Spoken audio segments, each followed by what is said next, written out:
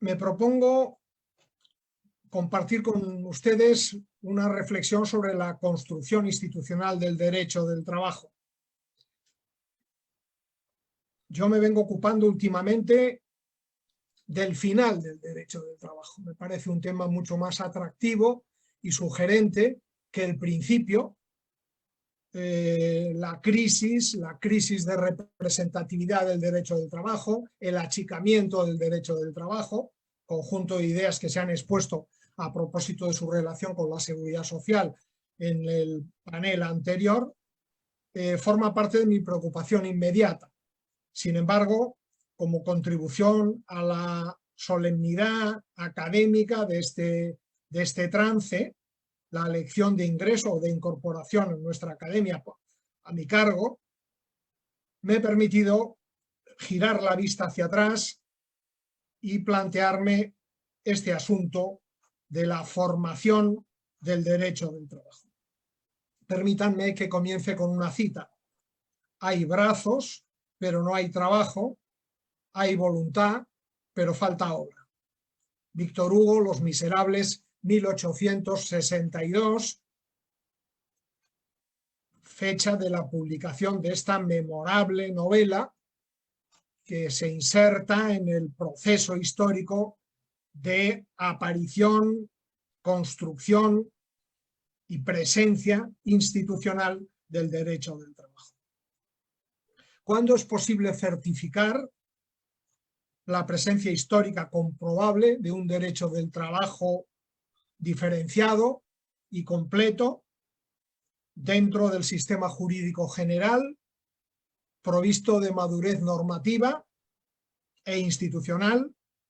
y cuya elaboración teórica hubiese alcanzado un grado de explicación generalizada y plausible? ¿Cuándo? ¿En qué momento? O de otro modo, ¿cuándo podría decirse con seguridad razonable que las leyes obreras o de fábrica de los estados industriales europeos y americanos, la legislación obrera, en definitiva, como sumatorio del conjunto de ellas, desembocaron en el alumbramiento de un ordenamiento jurídico cohesionado y singular? Bien, es una cuestión que remite trabajosamente al proceso de formación de las ramas jurídicas, suponiendo que pueda hablarse ya hoy de ramas jurídicas diferenciadas dentro de la unidad y de la totalidad del ordenamiento jurídico. Cuestión ardua esta del proceso de formación de las ramas del ordenamiento jurídico, que tiene que ver, sin duda alguna, con la acotación de parcelas de la realidad social que definen el sistema social y económico del momento. Solo en esa tesitura será posible certificar la presencia de ramas diferenciadas del ordenamiento jurídico. ¿Cuándo es posible, en consecuencia, certificar la presencia histórica comprobable de un derecho del trabajo diferenciado y completo? ¿Acaso habría que remitir a cada uno de los escenarios nacionales que han experimentado este proceso normativo en cuestión, a la vista de su historia política y cultura jurídica respectivas? No es posible, probablemente, llegar a conclusiones generales en cuanto a la datación histórica del comienzo de la disciplina, como no sea a partir de subrayar las pautas generales que concurren en cada una de las experiencias singulares que han protagonizado los distintos ordenamientos jurídicos. El tránsito de una fase mercantil a otra industrial dentro del desarrollo capitalista, que imponía la generalización de un conflicto social nuevo entre protagonistas desconocidos hasta ese momento, exigía de modo insoslayable la creación de un nuevo cuerpo normativo que cumpliese la función de canalizar el conflicto industrial, el nuevo conflicto, como cauce compatible con el mantenimiento y el desarrollo del propio sistema de producción. Tal habría de ser, singularmente, la operación que acomete el Estado liberal con la promulgación de la legislación obrera, primera manifestación moderna de la intervención de los poderes públicos en las relaciones entre particulares. La necesidad histórica de un cuerpo normativo, una vez que se comprueba la insuficiencia del sistema jurídico precedente propio del orden económico del mercantilismo, esta necesidad histórica, que es consecuencia de grandes procesos sociales, por un lado la revolución o revoluciones burguesas y la implantación de una cultura omnicomprensiva del mundo, el liberalismo, y de un nuevo sistema de producción, el capitalismo, que pronto asume una fase de desarrollo industrial. En ese contexto histórico, nuevos grupos sociales protagonizan un conflicto que explica el sistema de producción y que se basa en el trabajo asalariado generalizado como soporte del sistema. Trabajo asalariado prestado en virtud de un título contractual. Ese nuevo escenario que revoluciona el panorama precedente exige un cuerpo normativo que sea funcional a la articulación jurídica de las relaciones de producción. Un nuevo cuerpo jurídico, un nuevo cuerpo normativo que permita la articulación de la fisiología y funcionalidad de las relaciones de producción nuevas. Es el origen de la intervención del Estado liberal en estas relaciones de trabajo. Cuando los postulados del liberalismo político, la doctrina del Estado policía, del abstencionismo de los poderes públicos, del laissez-faire, laissez-passer, gozaban del mayor fervor y predicamento, una vez asentados de la mano del triunfo histórico de la burguesía revolucionaria, la sociedad capitalista iba a conocer, a modo de aparente paradoja histórica solo aparente, la intervención directa de ese Estado liberal que postulaba la no intervención, a través de la promulgación de normas imperativas, aisladas, fragmentarias, que no responden inicialmente a una matriz ordenada y coherente, que versan sobre los aspectos centrales donde se había basado la explotación sistemática del proletariado, tiempos de trabajo, condiciones de salubridad de los centros de trabajo, salarios, trabajo de las medias fuerzas de mujeres y menores. Estas son las temáticas uniformes en todos los ordenamientos jurídicos de estas primeras leyes obreras, leyes de fábrica, leyes sociales, que a pesar de su carácter aislado y fragmentario, responden a la idea unitaria de tratarse de normas imperativas de derecho necesario que encontrarán dificultades de cumplimiento social y que se caracterizarán por el dato de presentar o establecer límites estrictos a la hasta entonces voluntad omnímoda del empleador, del empresario, en la determinación de las condiciones de trabajo al amparo de las leyes económicas del liberalismo. Cuando los códigos civiles predicaban la igualdad de los contratantes, las leyes económicas del liberalismo establecían el predominio de uno de los contratantes, que en virtud del juego libre en el mercado de la ley de la oferta y la demanda fijaba a su antojo las condiciones. Este proceso libérrimo hasta ese instante va a ser solo condicionado,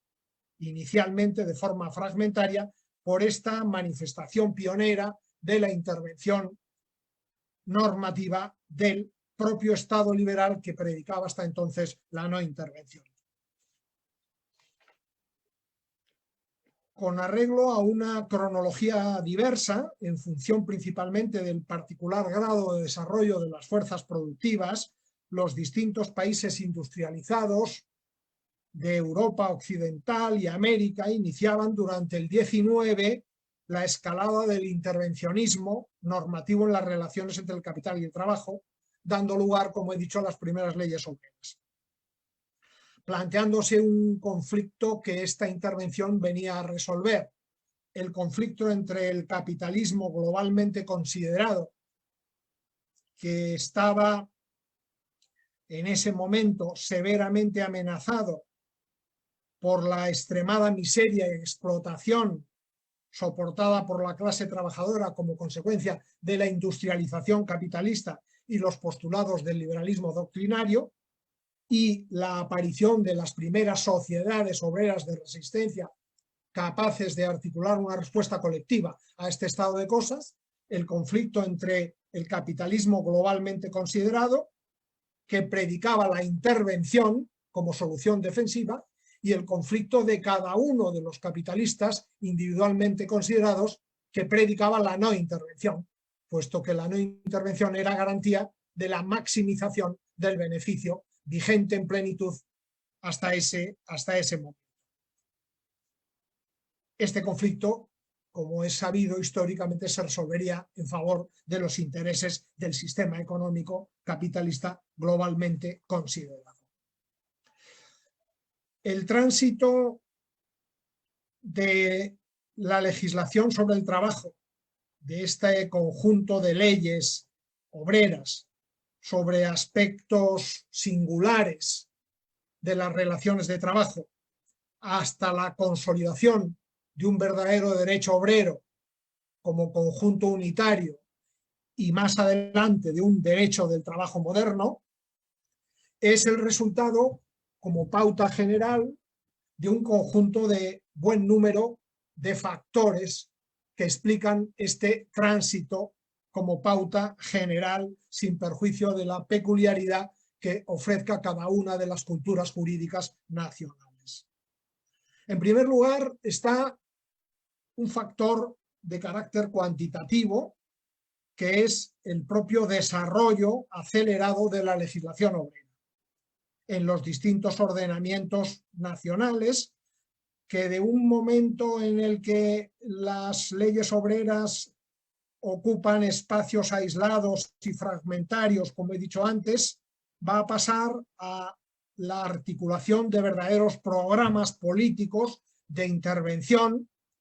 en las relaciones de trabajo, de tal manera que en poco tiempo, en pocos años, las leyes obreras se multiplican por N, extendiendo su ámbito de aplicación al conjunto de la superficie de las relaciones laborales. De modo que la práctica totalidad de los contenidos institucionales de las relaciones de trabajo y de su ordenación jurídica serían objeto con el tiempo de una regulación singular, al propio tiempo que se iniciaba la secuencia histórica de la protección social de los trabajadores. En segundo lugar, aparecen en todos los sistemas nacionales estructuras administrativas que vienen a facilitar la intervención normativa, lo que Luis Enrique de la Villa ha llamado, con arreglo a una expresión que ha cobrado fortuna, el intervencionismo científico del Estado liberal, es decir, estructuras administrativas que se crean para el estudio del problema social, de la legislación comparada, del conocimiento estadístico de las condiciones de vida y de trabajo del proletariado, de la preparación de los proyectos de ley, de los incipientes sistemas, en suma, de inspección laboral. Estructuras administrativas poderosas que articularán una urdimbre institucional indispensable para la promoción y el desarrollo de estas intervenciones normativas. Un factor adicional de carácter fundamental en este proceso o tránsito de la legislación sobre el trabajo a la consolidación de un verdadero cuerpo normativo unitario, es la construcción científica del conjunto institucional de la nueva disciplina. Esto es la elaboración continuada y paulatina de la construcción técnica y dogmática consistente en pasar por la lente de la reflexión los hechos nuevos, las nuevas realidades sociales, las leyes obreras, los convenios colectivos, las relaciones colectivas, la huelga, la relación de trabajo, etcétera, son objeto de construcción técnica, dotando al intervencionismo normativo de un basamento institucional indispensable para la explicación de los fenómenos normativos y para su construcción sistemática. Este es un elemento sustancial para que podamos hablar de un cuerpo normativo ordenado, base para la aparición de una rama diferenciada del ordenamiento jurídico. Entre las nuevas categorías técnicas sobresale la noción de contrato de trabajo, que es un elemento sustancial en esta construcción dogmática o técnica, junto a la construcción del ámbito de aplicación, del derecho del trabajo, del contenido básico de la relación laboral, etcétera, etcétera. La construcción jurídica del contrato de trabajo, que es una pieza esencial en este itinerario institucional al que me estoy refiriendo, ofrece en todos los sistemas una secuencia institucional jalonada por tres fases o etapas sucesivas, en términos generales, perfectamente diferenciables en el tiempo, aunque lógicamente de datación diversa, en función de cuáles sean los ordenamientos jurídicos nacionales de referencia. Una primera etapa, a la que me he permitido denominar de préstamo institucional. A la hora de buscar una cobertura jurídica necesaria a la articulación formal del intercambio de trabajo por salario, que es el intercambio básico sobre el que reposa la relación laboral, a la hora de encontrar una cobertura jurídica se acude al préstamo del arrendamiento de servicios, al contrato de arrendamiento de servicios que procede de la vieja locatio conductio operarum romana, que es recogido el contrato de arrendamiento de servicios en los códigos civiles del 19, siguiendo la pionera y fecunda experiencia del Código francés de Napoleón de 1804. Se trataba, a fin de cuentas, de una operación forzada y de urgencia ante el vacío institucional existente. Por eso, los primeros códigos civiles dedican escasos artículos a la regulación del arrendamiento del trabajo. Es una estructura institucional precaria e insuficiente para que la construcción dogmática del nuevo ordenamiento jurídico pueda asentarse. El segundo momento de estas fases o etapas sucesivas es el de hallazgo de una nueva tipicidad contractual,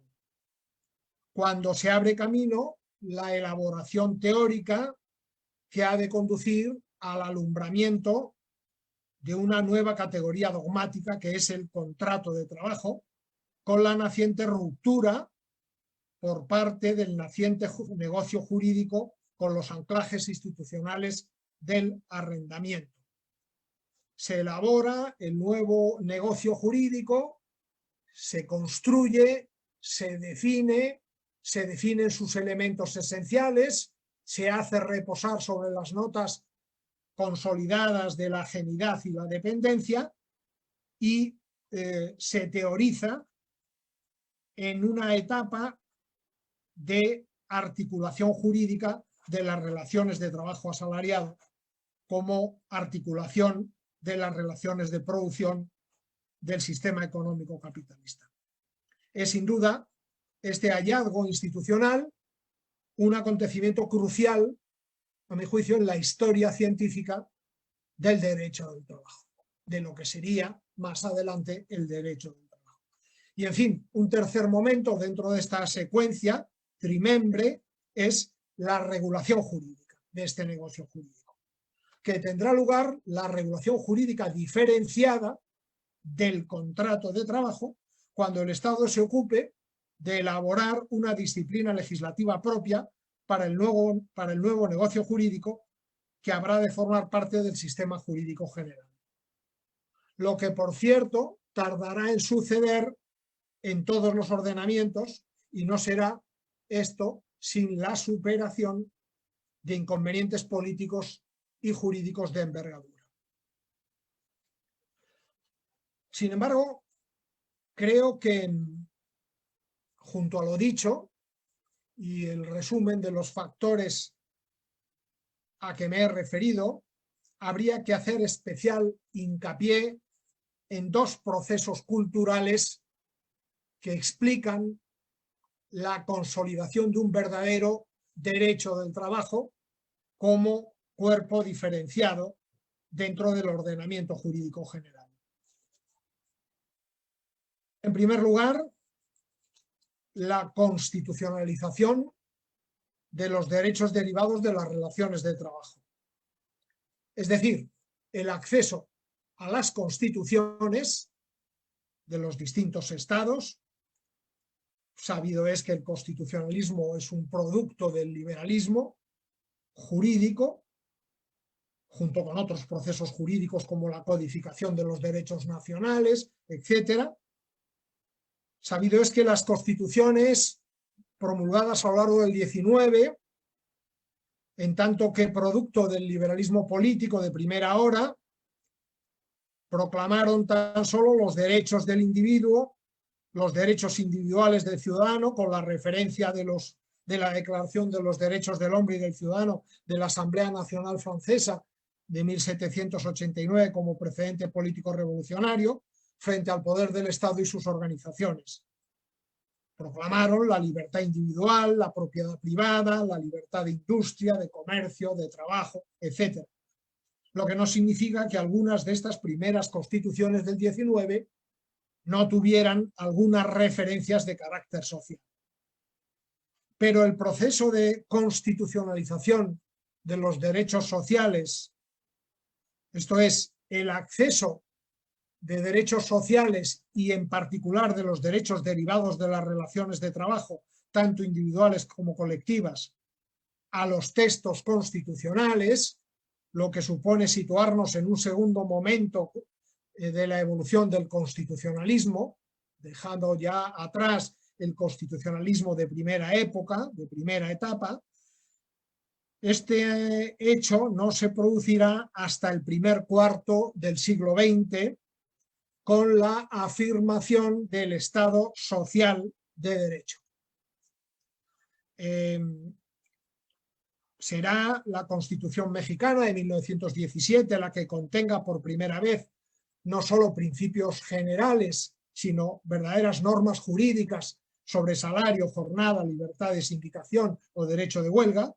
aunque es sin duda alguna la Constitución alemana de la República de Weimar de 1919 la que proporcione, por la importancia del texto jurídico y el contexto social de referencia, el modelo o paradigma constitucional para los textos europeos y americanos de la posguerra mundial.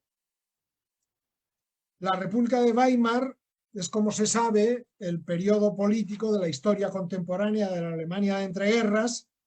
comprendido entre 1918, en que el imperio surgido de la unificación y la monarquía se desmoronan tras la derrota en la Gran Guerra, y 1933, en que Hitler es nombrado canciller del Reich por el presidente Hindenburg, lo que habrá de conducir meses después al final de la legalidad republicana.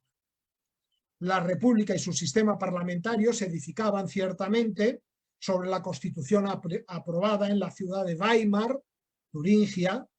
en julio de 1919, lo que fijaba la denominación histórica del régimen político. La República tuvo que convivir a lo largo de sus casi 15 años de existencia con una grave inestabilidad económica por las consecuencias económicas de la guerra, la derrota y la crisis en medio de una agitación social desbordada. Weimar brilló desde luego por su constitución. También lo hizo por la pléyade de los juristas del trabajo, Hugo Sinheimers, Frankl, Franz Neumann, Otto Kampfreund, Karl Korff, que alimentaron con sabiduría los presupuestos teóricos del constitucionalismo social recibido por aquella y removieron la mirada tradicional que había merecido hasta entonces la regulación del trabajo asalariado. Y asimismo brilló la República de Weimar por el florecimiento extendido de la ciencia, la arquitectura, el urbanismo, la filosofía, la literatura, la música, la pintura o el cine. Una concentración brillante de fuerza y talento en tan corto tiempo que convivió, pudiera parecer paradójico, con una inestabilidad política y económica insoportables,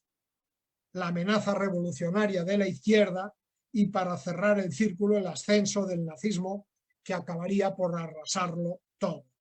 Un periodo histórico apasionante, un crisol del pensamiento y de la acción política, de la cultura y de la ciencia, un laboratorio de ensayo y experimentación para el constitucionalismo social, un laboratorio de ensayo y experimentación para el constitucionalismo social, los movimientos políticos y la crisis de la democracia parlamentaria. La Constitución de Weimar sancionaba una democracia política avanzada y participativa frente al modelo del constitucionalismo liberal precedente, al propio tiempo que en su parte dogmática o declarativa de derechos proclamará derechos y deberes fundamentales como fundamento histórico pleno del constitucionalismo social y del Estado social de derecho a la postre, mediante el acceso de los derechos individuales y colectivos derivados de las relaciones económicas y sociales y las relaciones de trabajo asalariado de modo singular. El constitucionalismo social de Weimar, después de todo, aportaría a la historia de la construcción institucional del derecho del trabajo una doble noción perfectamente trabada entre sí. Una primera, la noción y regulación constitucional que lleva a cabo el texto de Weimar de la actividad económica por primera vez con un propósito unitario. Lo que habría de ser conocido posteriormente como la Constitución económica, entendida como una constitución dentro de la Constitución.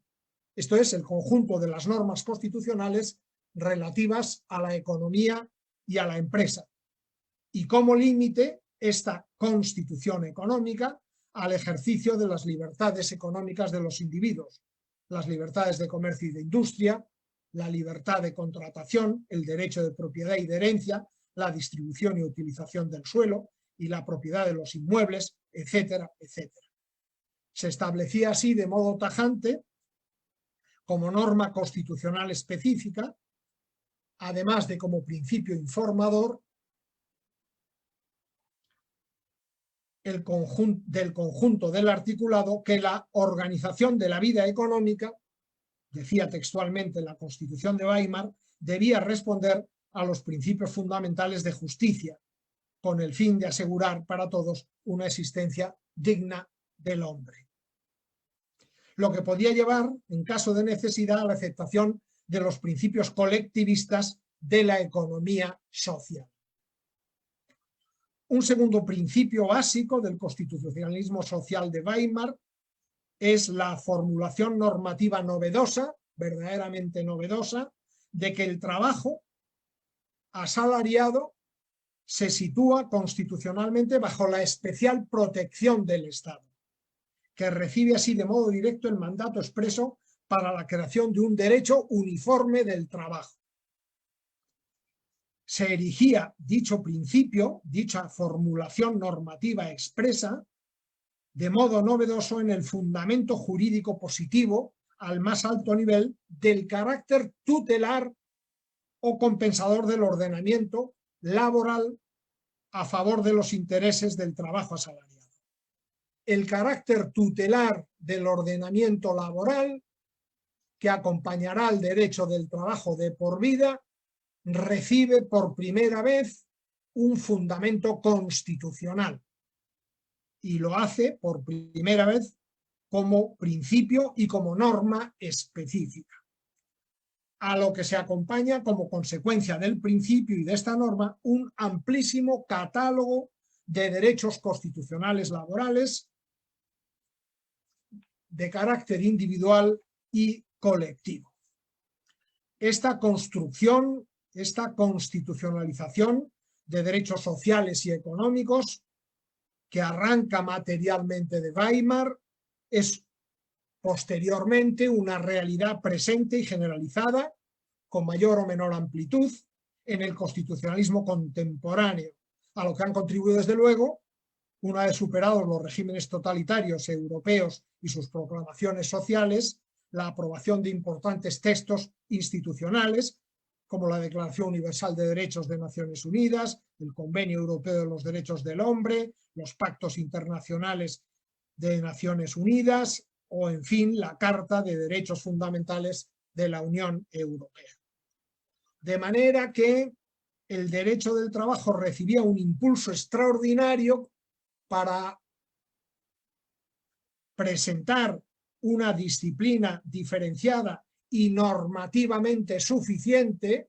capaz de integrar con sus soluciones normativas las lagunas jurídicas, un impulso extraordinario de la mano de su recepción constitucional. El poder constituyente del Estado social se comprometía así de modo directo con la naturaleza compensadora de la regulación del trabajo asalariado, al tiempo que asumía como derechos fundamentales un conjunto amplio y selectivo de los laborales. La madurez institucional del derecho del trabajo disponía ya históricamente carta de naturaleza o certificación constitucional. Y un segundo proceso central dentro de esta crónica a la que me estoy refiriendo, último para la madurez institucional de la disciplina, es la internacionalización de la legislación laboral. La legislación laboral, sabido es, se limita en su nacimiento y primer desarrollo a las fronteras del Estado nacional. Daba, sin embargo, un paso sustancial hacia su madurez institucional con el alumbramiento de las primeras normas internacionales sobre la materia.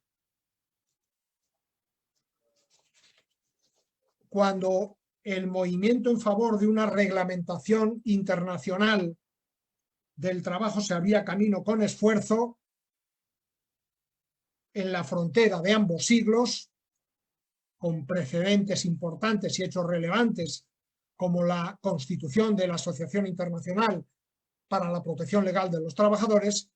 tiene su culminación básica en la creación en 1919 de la Organización Internacional del Trabajo, una vez concluida la Gran Guerra y en plena negociación de las condiciones para la paz. El sustrato de este proceso hace hincapié en la propia extensión internacional de los presupuestos socioeconómicos del trabajo asalariado, cuyo núcleo de intereses no queda limitado en consecuencia a condiciones de lugar y territorio. De ahí que, por consiguiente, la idea de la insuficiencia de la legislación nacional laboral de cada país para enfrentar en sus justos términos la protección universal de los trabajadores se abra camino. No en balde por ello el movimiento obrero asumía desde el primer momento de su cohesión organizativa la tesis del internacionalismo proletario, formulado ya desde el Congreso de Ginebra de la Internacional en 1866. A fin de cuentas, todas estas consideraciones acerca de la protección internacional de los trabajadores aparecen con fuerza durante las arduas negociaciones de la conferencia, en el seno de la Conferencia de París, del Tratado de Paz de Versalles, a lo largo de nada menos que 6 meses, que era finalmente suscrito en junio de 1919 en la Galería de los Espejos del Palacio. Y así, la parte 13ª del tratado, bajo la rúbrica general de trabajo, integrada por un preámbulo y 40 artículos, decidía finalmente la fundación de una organización permanente encargada de trabajar por la realización del programa expuesto en el preámbulo. Había nacido, pues, la OIT por considerar las altas partes contratantes, entre otras motivaciones, que literalmente la no adopción por una nación cualquiera de un régimen de trabajo realmente humano pone en obstáculo los esfuerzos de las demás naciones deseosas de mejorar la suerte de los trabajadores en sus propios países. La OIT ha llevado a cabo, cumpliendo 100 años en 2019, nada menos que 100 años de vida institucional, sobre la base de un principio que ofrece una peculiaridad institucional sobresaliente, cuál es el llamado tripartito o criterio orgánico de la representación tripartita,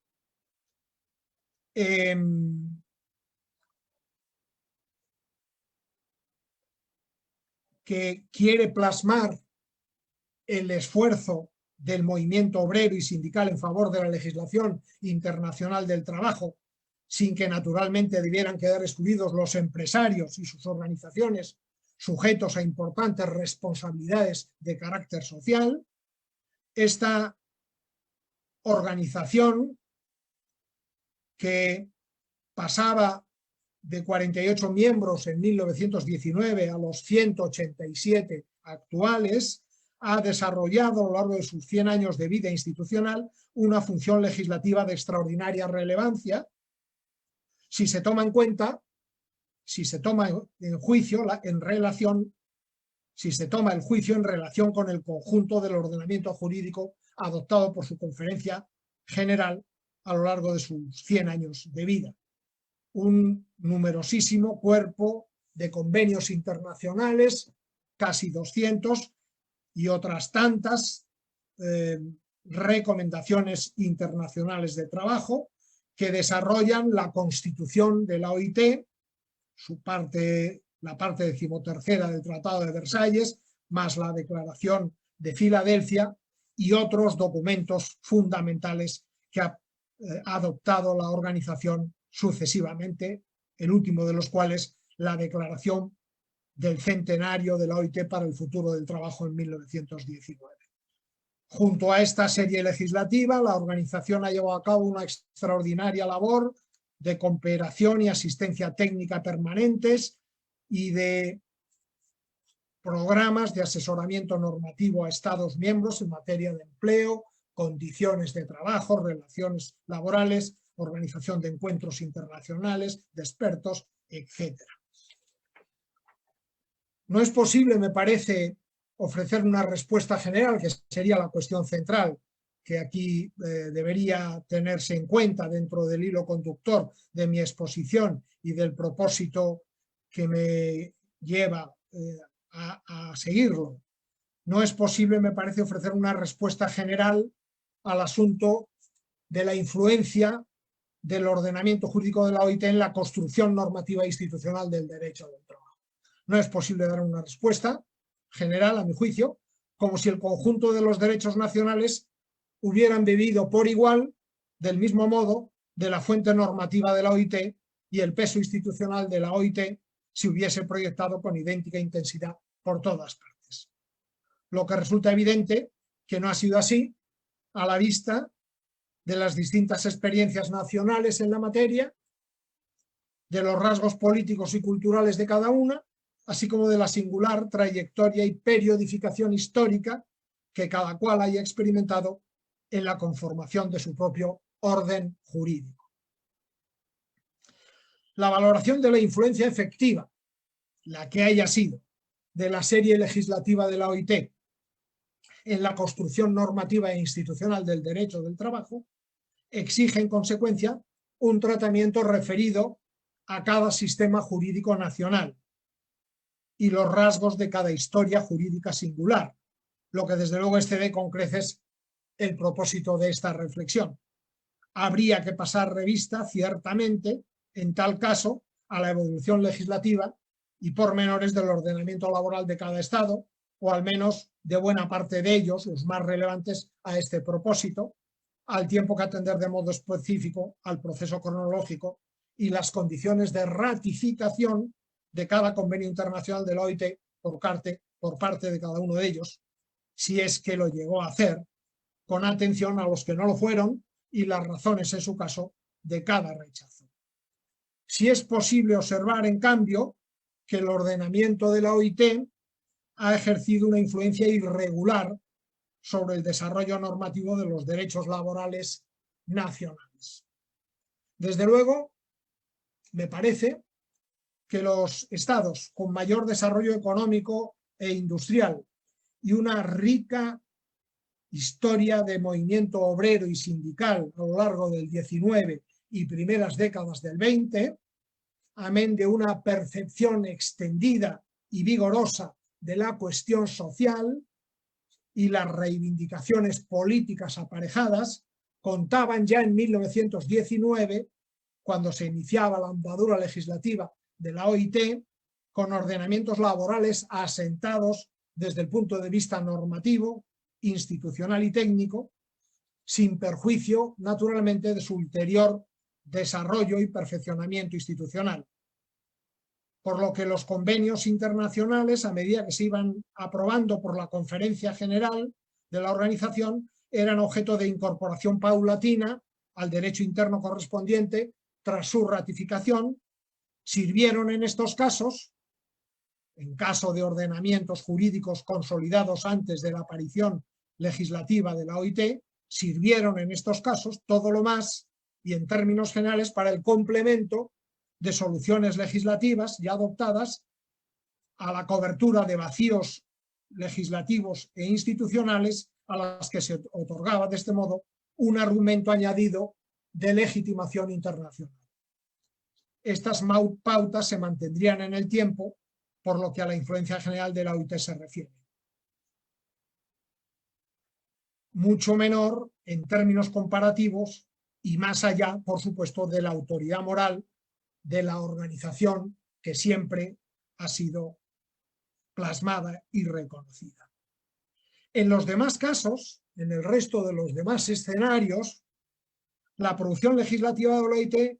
de la OIT sí habría de producir de modo directo la introducción absoluta y plena de la regulación laboral